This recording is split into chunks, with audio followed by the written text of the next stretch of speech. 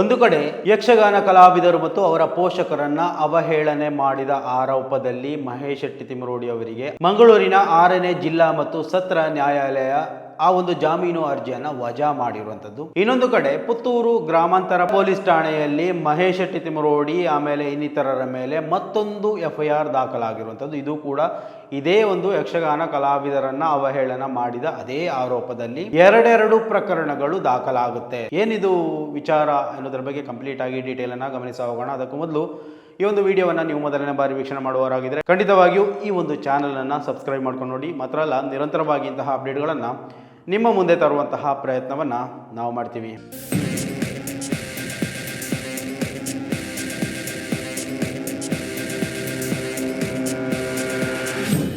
ಪುತ್ತೂರಿನಲ್ಲಿ ಮಹೇಶ್ ಶೆಟ್ಟಿ ತಿಮರೋಡಿ ಅವರ ಮೇಲೆ ಇವಾಗ ಎರಡೆರಡು ಪ್ರಕರಣಗಳು ದಾಖಲಾಗ್ತಾ ಇದೆ.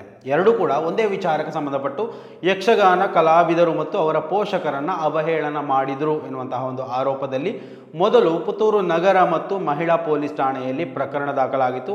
ಅದರ ವಿಚಾರಣೆ ನಡೀತಾ ಇದೆ. ಸೊ ಆ ಒಂದು ವಿಚಾರಣೆಗೆ ನಿರೀಕ್ಷಣಾ ಜಾಮೀನನ್ನು ಅರ್ಜಿ ಹಾಕಿದರು ಮಂಗಳೂರು 6ನೇ ಮತ್ತು ಸತ್ರ ನ್ಯಾಯಾಲಯದಲ್ಲಿ. ಸೊ ಅದು ವಜಾಗೊಂಡಿರುವಂಥದ್ದು.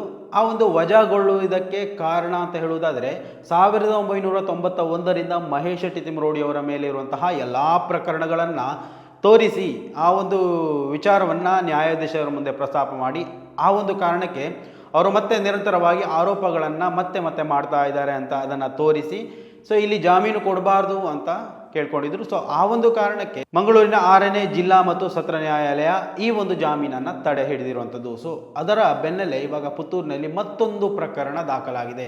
ಅದು ಮಹೇಶ್ ಶೆಟ್ಟಿ ತಿಮರೋಡಿ ಇರ್ಬೋದು. ಮಹೇಶ್ ಶೆಟ್ಟಿ ತಿಮರೋಡಿ ಅವರ ಜೊತೆಗೆ ಪುತ್ತೂರಿನ ಹುಟ್ಟು ಹೋರಾಟಗಾರ ಸತೀಶ್ ಕುಮಾರ್ ರೈ ಪಳ್ಳಪ್ಪಾಡಿ ಪಡುಮಲೆ ಅವರು, ಆಮೇಲೆ ಪ್ರಸನ್ನ ರವಿ ಮೇಲೆ, ಆಮೇಲೆ ಕುಡ್ಲಾ ರಾಂಪೇಜ್ ಅವರ ಚಾನೆಲ್ ಮೇಲೆ ಕೂಡ ಪ್ರಕರಣ ದಾಖಲಾಗಿರುವಂಥದ್ದು. ಸೊ ಯಾವ ಕಾರಣಕ್ಕೆ ಏನು ಅಂತ ಅನ್ನೋದ್ರ ಬಗ್ಗೆ ಕಂಪ್ಲೀಟ್ ಡೀಟೇಲ್ ಅನ್ನು ತಿಳಿಯುವಂತಹ ಒಂದು ಪ್ರಯತ್ನವನ್ನು ಮಾಡೋಣ. ಸಾಮಾಜಿಕ ಜಾಲತಾಣ ಫೇಸ್ಬುಕ್ನಲ್ಲಿ ಚಿತ್ರನಟ, ರಂಗಕಲಾವಿದ, ಜಿಲ್ಲಾ ರಾಜ್ಯೋತ್ಸವ ಪ್ರಶಸ್ತಿ ವಿಜೇತ ರಂಗದ ರಾಜೆ ಸುಂದರ್ ರೈ ಮಂದಾರ ಹಾಗೂ ಅವರ ಕುಟುಂಬದ ವಿರುದ್ಧ ಅವಹೇಳನಕಾರಿ ಪೋಸ್ಟ್ಗಳನ್ನು ಹಾಕಿ ಬೆದರಿಕೆ ಒಡ್ಡಿದ ಘಟನೆಗೆ ಸಂಬಂಧಿಸಿದಂತೆ ಪುತ್ತೂರು ಗ್ರಾಮಾಂತರ ಪೊಲೀಸ್ ಠಾಣೆಯಲ್ಲಿ ದೂರು ದಾಖಲಾಗಿರುವಂಥದ್ದು. ಮಹೇಶ್ ಶೆಟ್ಟಿ ತಿಮರೋಡಿ ಸೇರಿದಂತೆ ಸತೀಶ್ ಕುಮಾರ್ ರೈ ಪಡುಮಲೆ, ಕುಡ್ಲಾ ರಾಂಪೇಜ್, ಪ್ರಸನ್ನ ರವಿ ಹಾಗೂ ಇತರರ ವಿರುದ್ಧ ದೂರನ್ನು ನೀಡಲಾಗಿದೆ. ಮಹೇಶ್ ಶೆಟ್ಟಿ ತಿಮರೋಡಿಗೆ ಸಂಬಂಧಿಸಿದ ಪ್ರಕರಣವೊಂದರ ದೂರುದಾರ ಸುಂದರ್ ರೈ ಮಂದಾರ ಅವರನ್ನು ಗುರಿಯಾಗಿಸಿ ಕಳೆದ ಏಪ್ರಿಲ್ ತಿಂಗಳಲ್ಲಿ ಆರೋಪಿಗಳು ಫೇಸ್ಬುಕ್ನಲ್ಲಿ ದೂರುದಾರರ ಬಗ್ಗೆ ಮತ್ತು ಅವರ ಕುಟುಂಬದ ಬಗ್ಗೆ ಕೆಟ್ಟದಾಗಿ ಅಶ್ಲೀಲವಾಗಿ ಯಕ್ಷಗಾನ ಮಾದರಿಯ ಹಾಡುಗಳನ್ನು ರಚಿಸಿ ಪೋಸ್ಟ್ಗಳನ್ನು ಹಾಕಿರುತ್ತಾರೆ. ಈ ಪೋಸ್ಟ್ಗಳ ಮೂಲಕ ದೂರುದಾರರಾದ ಸುಂದರ್ ರೈ ಮಂದಾರ ಅವರಿಗೆ ಮಾನಸಿಕ ಕಿರುಕುಳ ನೀಡಿರುವುದಲ್ಲದೆ ಕಲಾವಿದರಾದ ಅವರ ಕಾರ್ಯಕ್ರಮವನ್ನು ಮುಂಬೈಯಲ್ಲಿ ನಡೆಯಲು ಬಿಡುವುದಿಲ್ಲ ಎಂಬ ಬೆದರಿಕೆಯನ್ನು ಕೂಡ ಒಡ್ಡಿದ್ದಾರೆ ಅಂತ ದೂರಿನಲ್ಲಿ ಹೇಳಲಾಗಿದೆ. ಈ ಕಿರುಕುಳದಿಂದಾಗಿ ದೂರುದಾರರ ದೈನಂದಿನ ಜೀವನ ಹಾಗೂ ವೃತ್ತಿ ಬದುಕಿಗೆ ತೊಂದರೆ ಉಂಟಾಗಿದೆ ಅಂತ ದೂರಿನಲ್ಲಿ ಉಲ್ಲೇಖ ಮಾಡಲಾಗಿದೆ. ಪ್ರಸ್ತುತ ಈ ಪ್ರಕರಣದ ಬಗ್ಗೆ ಭಾರತೀಯ ನಾಗರಿಕ ಸುರಕ್ಷಾ ಸಂಹಿತೆ ಅಡಿಯಲ್ಲಿ ಕೇಸು ದಾಖಲಿಸಿರುವ ಸಂಪ್ಯ ಗ್ರಾಮಾಂತರ ಠಾಣಾ ಪೊಲೀಸರು ತನಿಖೆಯನ್ನು ಕೈಗೊಂಡಿದ್ದಾರೆ. ಈ ನಡುವೆ ಯಕ್ಷಗಾನ ಕಲಾವಿದರು ಮತ್ತು ಅವರ ಕುಟುಂಬದ ಬಗ್ಗೆ ಅವಹೇಳನಕಾರಿ ಹೇಳಿಕೆ ಮತ್ತು ಬೆದರಿಕೆ ಹಾಕಿರುವ ಕುರಿತು ತಮ್ಮ ವಿರುದ್ಧ ದಾಖಲಾಗಿರುವ ಪ್ರಕರಣಕ್ಕೆ ಸಂಬಂಧಿಸಿದಂತೆ ಮಹೇಶ್ ಶೆಟ್ಟಿ ತಿಮರೋಡಿ ಸಲ್ಲಿಸಿದ್ದ ನಿರೀಕ್ಷಣಾ ಜಾಮೀನು ಅರ್ಜಿ ಮಂಗಳೂರಿನ 6ನೇ ಜಿಲ್ಲಾ ಮತ್ತು ಸತ್ರ ನ್ಯಾಯಾಲಯದಲ್ಲಿ ವಜಾಗೊಂಡಿದೆ. ಯಕ್ಷಗಾನ ಕಲಾವಿದ ಪ್ರಜ್ವಲ್ ಕುಮಾರ್ ಜೊತೆ ಮೊಬೈಲ್ನಲ್ಲಿ ಮಾತನಾಡುವ ವೇಳೆ ತಿಮರೋಡಿ ಯಕ್ಷಗಾನ ಕಲಾವಿದ ದಿನೇಶ್ ಕೊಡಪದವು, ಸುಂದರ್ ರೈ ಮಂದಾರ ಹಾಗೂ ಕುಟುಂಬದ ಬಗ್ಗೆ ಅವಹೇಳನಕಾರಿಯಾಗಿ ಮಾತನಾಡಿದರು. ಈ ಕುರಿತಂತೆ ದಿನೇಶ್ ಕೊಡಪದು ಅವರ ತಾಯಿ ಲೀಲಾವತಿ ಶೆಟ್ಟಿಗಾರ್ ಪುತ್ತೂರು ಮಹಿಳಾ ಪೊಲೀಸ್ ಠಾಣೆಯಲ್ಲಿ ದೂರನ್ನು ದಾಖಲಿಸಿದ್ರು. ದೂರಿನಲ್ಲಿ ಸುಂದರ್ ರೈ ಮಂದಾರ ಅವರ ಬಗ್ಗೆ ಅವಹೇಳನಕಾರಿ ಮಾತನಾಡಿರುವ ಬಗ್ಗೆ ಉಲ್ಲೇಖಗೊಳಿಸಲಾಗಿತ್ತು. ಸರ್ಕಾರಿ ಅಭಿಯೋಜಕ ಮೋಹನ್ ಕುಮಾರ್ ಬಿ ನ್ಯಾಯಾಲಯದಲ್ಲಿ ವಾದವನ್ನು ಮಂಡಿಸಿದರು. ಮಹೇಶ್ ಶೆಟ್ಟಿ ತಿಮರೋಡಿ ಅವರ ಮೇಲೆ ಇವಾಗ ಎರಡು ಪ್ರಕರಣಗಳು ಒಂದರ ಹಿಂದೆ ಒಂದರಂತೆ ಬರ್ತಾ ಇರುವಂಥದ್ದು. ಅದು ಎರಡೂ ಕೂಡ ನೋಡಿ ಒಂದೇ ಪ್ರಕರಣ, ನೋಡಿ ಒಂದೇ ಪ್ರಕರಣಕ್ಕೆ ಇದೇ ಕಲಾವಿದರನ್ನು ಅವಹೇಳನ ಮಾಡಿದ ಆಡಿಯೋಕ್ಕೆ ಸಂಬಂಧಪಟ್ಟಂತೆ ಇರುವಂಥದ್ದು.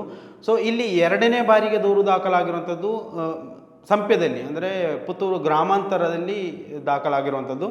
ಸೊ ಅದು ಕೂಡ ಇದೇ ಪ್ರಕರಣಕ್ಕೆ ಸಂಬಂಧಿಸಿದಂತೆ ಮಹೇಶ್ ಶೆಟ್ಟಿ ತಿಮರೋಡಿ ಅವರ ಮೇಲೆ A1 ಆರೋಪಿ ಅಂತ ಗುರುತಿಸಲಾಗಿದೆ. 2ನೇದಾಗಿ ಸತೀಶ್ ಕುಮಾರ್ ರೈ ಪಡುಮಲೆ, 3ನೇದಾಗಿ ಪ್ರಸನ್ನ ರವಿ, ಆಮೇಲೆ 4ನೇದಾಗಿ ಕುಡ್ಲಾ ರಾಂಪೇಜ್ ಅವರ ಮೇಲೆ ಪ್ರಕರಣ ದಾಖಲಾಗಿರುವಂಥದ್ದು. ಸೊ ಇವೆಲ್ಲವನ್ನ ಗಮನಿಸ್ತಾ ಹೋದರೆ ಮಹೇಶ್ ಶೆಟ್ಟಿ ತಿಮರೋಡಿ ಅವರು ಸಾಮಾಜಿಕ ಜಾಲತಾಣದಲ್ಲಿ ಯಾವುದೇ ವಿಚಾರವನ್ನು ಪ್ರಸ್ತಾಪ ಮಾಡಿರಲಿಲ್ಲ, ಯಾವುದೇ ಹೇಳಿಕೆಗಳು ಬಂದಿರಲಿಲ್ಲ. ಆದರೂ ಕೂಡ ಅವರ ಮೇಲೆ ಇವತ್ತು ಗ್ರಾಮಾಂತರ ಪೊಲೀಸ್ ಠಾಣೆಯಲ್ಲಿ ಯಾಕೆ ಪ್ರಕರಣವನ್ನು ದಾಖಲಿಸಲಾಗಿದೆ ಎನ್ನುವುದು ಕೂಡ ಒಂದು ಪ್ರಶ್ನಾರ್ಥಕ ಚಿಹ್ನೆಯಾಗಿ ಬಾಕಿಯಾಗಿರುವಂಥದ್ದು. ಸೊ ಸ್ನೇಹಿತರೆ, ಇವೆಲ್ಲ ವಿಚಾರಗಳನ್ನು ಗಮನಿಸ್ತಾ ಹೋದರೆ ನಿಮಗೆ ಏನು ಅನ್ನಿಸ್ತಾ ಇದೆ, ನಿಮ್ಮ ಅಭಿಪ್ರಾಯವನ್ನು ಕೂಡ ಕಮೆಂಟ್ ಮಾಡಿ. ಮುಂದಿನ ಮಾಹಿತಿಯೊಂದಿಗೆ ಮತ್ತೆ ಭೇಟಿಯಾಗೋಣ. ಅಲ್ಲಿವರೆಗೂ ನಮಸ್ಕಾರ.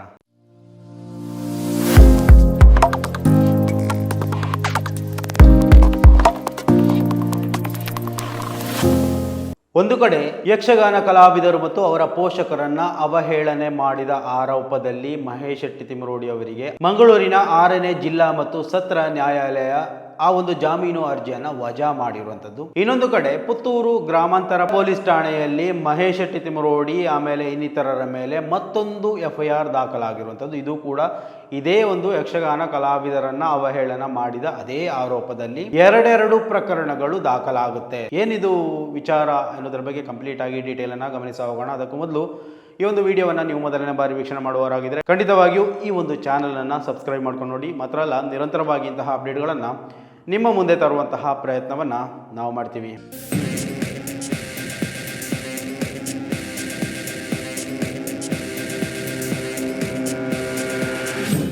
ಪುತ್ತೂರಿನಲ್ಲಿ ಮಹೇಶ್ ಶೆಟ್ಟಿ ತಿಮರೋಡಿ ಅವರ ಮೇಲೆ ಇವಾಗ ಎರಡೆರಡು ಪ್ರಕರಣಗಳು ದಾಖಲಾಗ್ತಾ ಇದೆ.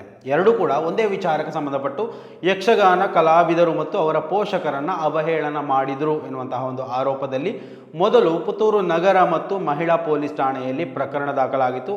ಅದರ ವಿಚಾರಣೆ ನಡೀತಾ ಇದೆ. ಸೊ ಆ ಒಂದು ವಿಚಾರಣೆಗೆ ನಿರೀಕ್ಷಣಾ ಜಾಮೀನನ್ನು ಅರ್ಜಿ ಹಾಕಿದರು ಮಂಗಳೂರು 6ನೇ ಮತ್ತು ಸತ್ರ ನ್ಯಾಯಾಲಯದಲ್ಲಿ. ಸೊ ಅದು ವಜಾಗೊಂಡಿರುವಂಥದ್ದು.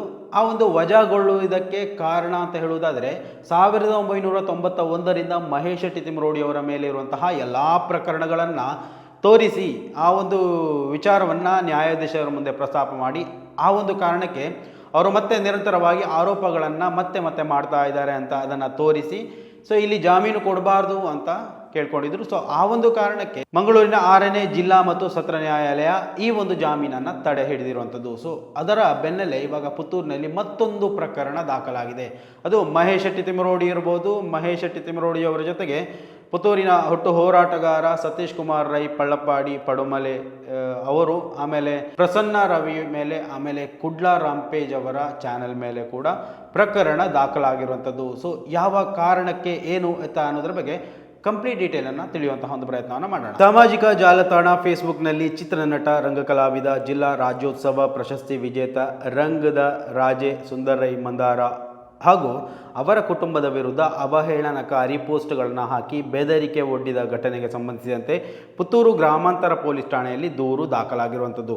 ಮಹೇಶ್ ಶೆಟ್ಟಿ ತಿಮರೋಡಿ ಸೇರಿದಂತೆ ಸತೀಶ್ ಕುಮಾರ್ ರೈ ಪಡುಮಲೆ, ಕುಡ್ಲಾ ರಾಂಪೇಜ್, ಪ್ರಸನ್ನ ರವಿ ಹಾಗೂ ಇತರರ ವಿರುದ್ಧ ದೂರನ್ನು ನೀಡಲಾಗಿದೆ. ಮಹೇಶ್ ಶೆಟ್ಟಿ ತಿಮರೋಡಿಗೆ ಸಂಬಂಧಿಸಿದ ಪ್ರಕರಣವೊಂದರ ದೂರುದಾರ ಸುಂದರ್ ರೈ ಮಂದಾರ ಅವರನ್ನು ಗುರಿಯಾಗಿಸಿ ಕಳೆದ ಏಪ್ರಿಲ್ ತಿಂಗಳಲ್ಲಿ ಆರೋಪಿಗಳು ಫೇಸ್ಬುಕ್ನಲ್ಲಿ ದೂರುದಾರರ ಬಗ್ಗೆ ಮತ್ತು ಅವರ ಕುಟುಂಬದ ಬಗ್ಗೆ ಕೆಟ್ಟದಾಗಿ ಅಶ್ಲೀಲವಾಗಿ ಯಕ್ಷಗಾನ ಮಾದರಿಯ ಹಾಡುಗಳನ್ನು ರಚಿಸಿ ಪೋಸ್ಟ್ಗಳನ್ನು ಹಾಕಿರುತ್ತಾರೆ. ಈ ಪೋಸ್ಟ್ಗಳ ಮೂಲಕ ದೂರುದಾರರಾದ ಸುಂದರ್ ರೈ ಮಂದಾರ ಅವರಿಗೆ ಮಾನಸಿಕ ಕಿರುಕುಳ ನೀಡಿರುವುದಲ್ಲದೆ ಕಲಾವಿದರಾದ ಅವರ ಕಾರ್ಯಕ್ರಮವನ್ನು ಮುಂಬೈಯಲ್ಲಿ ನಡೆಯಲು ಬಿಡುವುದಿಲ್ಲ ಎಂಬ ಬೆದರಿಕೆಯನ್ನು ಕೂಡ ಒಡ್ಡಿದ್ದಾರೆ ಅಂತ ದೂರಿನಲ್ಲಿ ಹೇಳಲಾಗಿದೆ. ಈ ಕಿರುಕುಳದಿಂದಾಗಿ ದೂರುದಾರರ ದೈನಂದಿನ ಜೀವನ ಹಾಗೂ ವೃತ್ತಿ ಬದುಕಿಗೆ ತೊಂದರೆ ಉಂಟಾಗಿದೆ ಅಂತ ದೂರಿನಲ್ಲಿ ಉಲ್ಲೇಖ ಮಾಡಲಾಗಿದೆ. ಪ್ರಸ್ತುತ ಈ ಪ್ರಕರಣದ ಬಗ್ಗೆ ಭಾರತೀಯ ನಾಗರಿಕ ಸುರಕ್ಷಾ ಸಂಹಿತೆ ಅಡಿಯಲ್ಲಿ ಕೇಸು ದಾಖಲಿಸಿರುವ ಸಂಪ್ಯ ಗ್ರಾಮಾಂತರ ಠಾಣಾ ಪೊಲೀಸರು ತನಿಖೆಯನ್ನು ಕೈಗೊಂಡಿದ್ದಾರೆ. ಈ ನಡುವೆ ಯಕ್ಷಗಾನ ಕಲಾವಿದರು ಮತ್ತು ಅವರ ಕುಟುಂಬದ ಬಗ್ಗೆ ಅವಹೇಳನಕಾರಿ ಹೇಳಿಕೆ ಮತ್ತು ಬೆದರಿಕೆ ಹಾಕಿರುವ ಕುರಿತು ತಮ್ಮ ವಿರುದ್ಧ ದಾಖಲಾಗಿರುವ ಪ್ರಕರಣಕ್ಕೆ ಸಂಬಂಧಿಸಿದಂತೆ ಮಹೇಶ್ ಶೆಟ್ಟಿ ತಿಮರೋಡಿ ಸಲ್ಲಿಸಿದ್ದ ನಿರೀಕ್ಷಣಾ ಜಾಮೀನು ಅರ್ಜಿ ಮಂಗಳೂರಿನ 6ನೇ ಜಿಲ್ಲಾ ಮತ್ತು ಸತ್ರ ನ್ಯಾಯಾಲಯದಲ್ಲಿ ವಜಾಗೊಂಡಿದೆ. ಯಕ್ಷಗಾನ ಕಲಾವಿದ ಪ್ರಜ್ವಲ್ ಕುಮಾರ್ ಜೊತೆ ಮೊಬೈಲ್ನಲ್ಲಿ ಮಾತನಾಡುವ ವೇಳೆ ತಿಮರೋಡಿ ಯಕ್ಷಗಾನ ಕಲಾವಿದ ದಿನೇಶ್ ಕೊಡಪದವು, ಸುಂದರ್ ರೈ ಮಂದಾರ ಹಾಗೂ ಕುಟುಂಬದ ಬಗ್ಗೆ ಅವಹೇಳನಕಾರಿಯಾಗಿ ಮಾತನಾಡಿದರು. ಈ ಕುರಿತಂತೆ ದಿನೇಶ್ ಕೊಡಪದು ಅವರ ತಾಯಿ ಲೀಲಾವತಿ ಶೆಟ್ಟಿಗಾರ್ ಪುತ್ತೂರು ಮಹಿಳಾ ಪೊಲೀಸ್ ಠಾಣೆಯಲ್ಲಿ ದೂರನ್ನು ದಾಖಲಿಸಿದ್ರು. ದೂರಿನಲ್ಲಿ ಸುಂದರ್ ರೈ ಮಂದಾರ ಅವರ ಬಗ್ಗೆ ಅವಹೇಳನಕಾರಿ ಮಾತನಾಡಿರುವ ಬಗ್ಗೆ ಉಲ್ಲೇಖಗೊಳಿಸಲಾಗಿತ್ತು. ಸರ್ಕಾರಿ ಅಭಿಯೋಜಕ ಮೋಹನ್ ಕುಮಾರ್ ಬಿ ನ್ಯಾಯಾಲಯದಲ್ಲಿ ವಾದವನ್ನು ಮಂಡಿಸಿದರು. ಮಹೇಶ್ ಶೆಟ್ಟಿ ತಿಮರೋಡಿ ಅವರ ಮೇಲೆ ಇವಾಗ ಎರಡು ಪ್ರಕರಣಗಳು ಒಂದರ ಹಿಂದೆ ಒಂದರಂತೆ ಬರ್ತಾ ಇರುವಂಥದ್ದು. ಅದು ಎರಡೂ ಕೂಡ ನೋಡಿ ಒಂದೇ ಪ್ರಕರಣ, ನೋಡಿ ಒಂದೇ ಪ್ರಕರಣಕ್ಕೆ ಇದೇ ಕಲಾವಿದರನ್ನು ಅವಹೇಳನ ಮಾಡಿದ ಆಡಿಯೋಕ್ಕೆ ಸಂಬಂಧಪಟ್ಟಂತೆ ಇರುವಂಥದ್ದು. ಸೊ ಇಲ್ಲಿ ಎರಡನೇ ಬಾರಿಗೆ ದೂರು ದಾಖಲಾಗಿರುವಂಥದ್ದು ಸಂಪ್ಯದಲ್ಲಿ, ಅಂದರೆ ಪುತ್ತೂರು ಗ್ರಾಮಾಂತರದಲ್ಲಿ ದಾಖಲಾಗಿರುವಂಥದ್ದು. ಸೊ ಅದು ಕೂಡ ಇದೇ ಪ್ರಕರಣಕ್ಕೆ ಸಂಬಂಧಿಸಿದಂತೆ ಮಹೇಶ್ ಶೆಟ್ಟಿ ತಿಮ್ಮರೋಡಿ ಅವರ ಮೇಲೆ A1 ಆರೋಪಿ ಅಂತ ಗುರುತಿಸಲಾಗಿದೆ. ಎರಡನೇದಾಗಿ ಸತೀಶ್ ಕುಮಾರ್ ರೈ ಪಡುಮಲೆ, ಮೂರನೇದಾಗಿ ಪ್ರಸನ್ನ ರವಿ, ಆಮೇಲೆ ನಾಲ್ಕನೇದಾಗಿ ಕುಡ್ಲಾ ರಾಂಪೇಜ್ ಅವರ ಮೇಲೆ ಪ್ರಕರಣ ದಾಖಲಾಗಿರುವಂಥದ್ದು. ಸೊ ಇವೆಲ್ಲವನ್ನ ಗಮನಿಸ್ತಾ ಹೋದರೆ ಮಹೇಶ್ ಶೆಟ್ಟಿ ತಿಮ್ಮರೋಡಿ ಅವರು ಸಾಮಾಜಿಕ ಜಾಲತಾಣದಲ್ಲಿ ಯಾವುದೇ ವಿಚಾರವನ್ನ ಪ್ರಸ್ತಾಪ ಮಾಡಿರಲಿಲ್ಲ, ಯಾವುದೇ ಹೇಳಿಕೆಗಳು ಬಂದಿರಲಿಲ್ಲ. ಆದರೂ ಕೂಡ ಅವರ ಮೇಲೆ ಇವತ್ತು ಗ್ರಾಮಾಂತರ ಪೊಲೀಸ್ ಠಾಣೆಯಲ್ಲಿ ಯಾಕೆ ಪ್ರಕರಣವನ್ನು ದಾಖಲಿಸಲಾಗಿದೆ ಎನ್ನುವುದು ಕೂಡ ಒಂದು ಪ್ರಶ್ನಾರ್ಥಕ ಚಿಹ್ನೆಯಾಗಿ ಬಾಕಿಯಾಗಿರುವಂಥದ್ದು. ಸೊ ಸ್ನೇಹಿತರೆ, ಇವೆಲ್ಲ ವಿಚಾರಗಳನ್ನು ಗಮನಿಸ್ತಾ ಹೋದರೆ ನಿಮಗೆ ಏನು ಅನ್ನಿಸ್ತಾ ಇದೆ? ನಿಮ್ಮ ಅಭಿಪ್ರಾಯವನ್ನು ಕೂಡ ಕಮೆಂಟ್ ಮಾಡಿ. ಮುಂದಿನ ಮಾಹಿತಿಯೊಂದಿಗೆ ಮತ್ತೆ ಭೇಟಿಯಾಗೋಣ. ಅಲ್ಲಿವರೆಗೂ ನಮಸ್ಕಾರ.